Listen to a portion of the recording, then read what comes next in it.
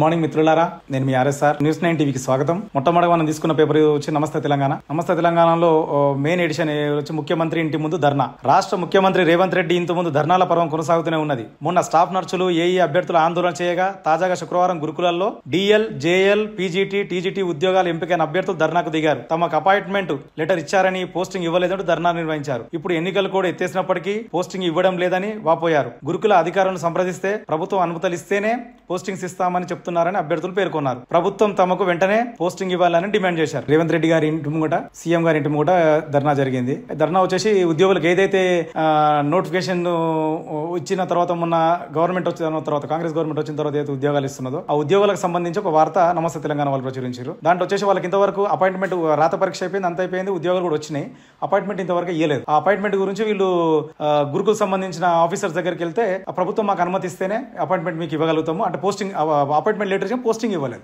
Posting అనేది మేము ప్రభుత్వం అనుమతిస్తే మేము పోస్టింగ్ ఇస్తామని చెప్పేసి వాళ్ళు సమాధానం చెప్పడం జరిగింది. ఇంకొక న్యూస్ ప్రచురించడం జరిగింది. వీళ్ళు ఉప ముఖ్యమంత్రి ఇంటి ముందు డిప్యూటీ సీఎం నివాస ప్రాంగణంలో ప్రజాభవన్లో శుక్రవారం జరిగిన ప్రజావాణిలో ఒక యువతి కాంగ్రెస్ నేత, రాష్ట్ర ప్రణాళిక సంఘం ఉపాధ్యక్షుడు చిన్నారెడ్డి కాళ్ల మీద పడి నిరుద్యోగులను కదిలించింది. గతంలో కాంగ్రెస్ హామీ ఇచ్చినట్టుగా గ్రూప్ 2లో 2000, గ్రూప్ 3లో 3000 చొప్పున పోస్టులు పెంచాలని ఆమె అభిప్రాయపడింది. అర్హత సాధించగలను గ్రూప్ 1 మెయిన్ చొప్పున ఎంపిక చేయాలని కోరింది. ఇది ఎందుకంటే చాలా బాధాకరమైన విషయం. ఇది ఒక ఉప ముఖ్యమంత్రి కాళ్ళ మీద పడేసి ఆడుకునేంత పరిస్థితి నిరుద్యోగులకు వచ్చినట్టు ఉద్యోగం గురించి వీళ్ళు ఉద్యోగాలు ఇస్తానని మాట ఇచ్చారు.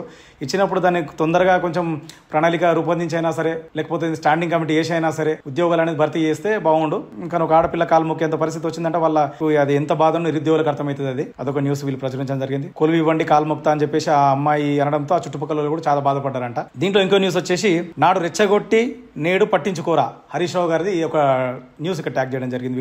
నాడు రెచ్చగొట్టి నేడు పట్టించుకోరా, పోస్టుల సంఖ్య పెంచాలని ఉద్యోగకారులు కాంగ్రెస్ నాయకుల కాళ్లు పట్టుకుని పరిస్థితి రావడం దురదృష్టకరం. విపక్షంలో ఉన్నప్పుడు నిరుద్యోగులకు రెచ్చగొట్టి అధికారంలోకి రాగానే విస్మరించడం కాంగ్రెస్ కు అలవాటే స్టేట్మెంట్. ఆ విషయంలో ఇంకొక న్యూస్ వీళ్ళు ప్రచురించడం జరిగింది. అశాంతిలోకి తెలంగాణ. రాష్ట్రంలో అదుపు తప్పిన శాంతి భద్రతలు, పట్టపగలే హత్యలు, అఘాయిత్యాలు. నారాయణపేట జిల్లాలో రైతు దారుణ హత్య, ప్రాణహాని ఉందన్న పట్టించుకొని పోలీసులు, అందరు చూస్తుండగా కొట్టి చంపిన ప్రత్యర్థులు.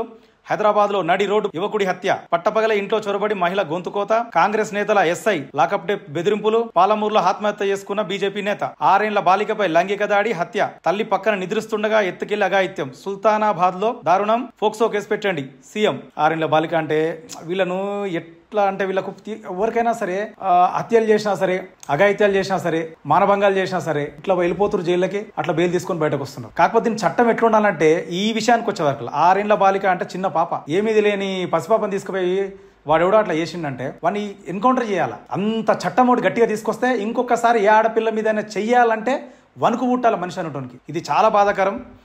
దీంట్లోనే నారాయణపేట జిల్లా రైతు దారుణ హత్య, చిన్న జాగ విషయంలో కూర్చొని మాట్లాడుకుంటే పరిష్కారం అయ్యే జాగ విషయంలో ప్రత్యర్థి వాళ్ళు వచ్చి 7 మంది వచ్చేసి ఒకరిని హత్య చేశారు. ఇది మరీ దారుణం. మరి శాంతి భద్రతలు అంటే మరి మా డీజీపీ గారు ఎట్లా స్పందిస్తారో చూడాలి. దీని మీద కూడా సీఎం గారు అయితే స్పందించారు ఆల్రెడీ. ఖచ్చితంగా ఇది ఫోక్సో సట్ కింద కేసు పెట్టమని చెప్పారు, రియాక్ట్ అవుతున్నారు వాళ్ళు. కానీ డీజీపీ కూడా ఒకసారి స్పందించి మాట్లాడితే బాగుంటుందని అనుకుంటున్నాము. ఇదే నమస్తే తెలంగాణ. సామాన్యుడిపై ధరాఘాతం, భారీగా పెరిగిన కూరగాయల ధరలు, 15 రోజుల్లో 60% మేర పెరుగుదల, 2 పైన ఉల్లి, టమాటా రేట్లు, స్థానికంగా 20% తగ్గిన ఉత్పత్తులు. ఇది ఒక విధంగా మనం చెప్పాలంటే మాత్రం మధ్యతరగతి వాళ్ళకు, గరీబ్ వాళ్ళకు చాలా ఏమంటారంటే గుదిబండనే అనుకోవాలి. ఎందుకంటే ప్రతి ఒక్కళ్ళ ఇంట్లో పొద్దున్న లేస్తే ఏదో కర్రీ అయితే వండుకోవాల్సిందే. దానికి టమాటా ఖచ్చితంగా అవసరము, ఉల్లిగడ్డ ఖచ్చితంగా అవసరం. ఆ ఉల్లిగడ్డ వచ్చేసి 100 రూపాయల కిలో అయ్యే పరిస్థితి ఉంది. టమాటా వచ్చి మళ్ళీ సేమ్ లాస్ట్ టైం అంటే 100 రూపాయల కిలో అయ్యే పరిస్థితి ఉన్నది. కాబట్టి అది కొంచెం ఏదైనా గవర్నమెంట్ శ్రద్ధ తీసుకొని సబ్సిడీ ఇచ్చి మార్కెట్లో పెడితే బాగుంటుందేమో అని ఆలోచన చేస్తే బాగుంటుంది అనుకుంటున్నాం. ఇదే నమస్తే తెలంగాణలో ఇంకొక న్యూస్ ప్రచురించారు ఈరోజు. చింపేయండి, తిరిగి ఇవ్వండి, అతికించండి. కేసీఆర్ పేరు ఉన్న పాఠ్య పుస్తకాలపై పూటకో రీతిన విద్యాశాఖ ఆదేశాలు. ముందు పేజీని కట్ చేసి కవర్ పేజీ వెనుక అతికించాలని తాజాగా సూచన. పాఠ్య పుస్తకాల వ్యవహారంలో 2 అధికారులపై ప్రభుత్వం బదిలీ వేటు. అంటే అప్పుడు విద్యాశాఖకు సంబంధించిన దాంట్లో కేసీఆర్ గారు గవర్నమెంట్ ఉన్నప్పుడు ఆయన పుస్తకాలు ఉన్నాయి కాబట్టి ఆయనది ఒకటి, కేసీఆర్ గారిది ఒకటి, మేడం అప్పుడు సబితా ఇంద్రెడ్డి గారు ఉన్నారు కాబట్టి ఆమె విద్యాశాఖ మంత్రి అప్పుడు. కాబట్టి వాళ్ళిద్దరు ఫోటోలు ఉన్నాయని ఇప్పుడు కొత్త గవర్నమెంట్ వచ్చినప్పుడు తీసేయమని అంటే చింపేసి మళ్ళీ కొత్త ఈ రేవంత్ రెడ్డి గారి ఫోటో ఇట్లా అతికి పెడదామని ప్లాన్లో ఉన్నారంట. ఇదొక న్యూస్. ఇది thank you for watching news 9 TV.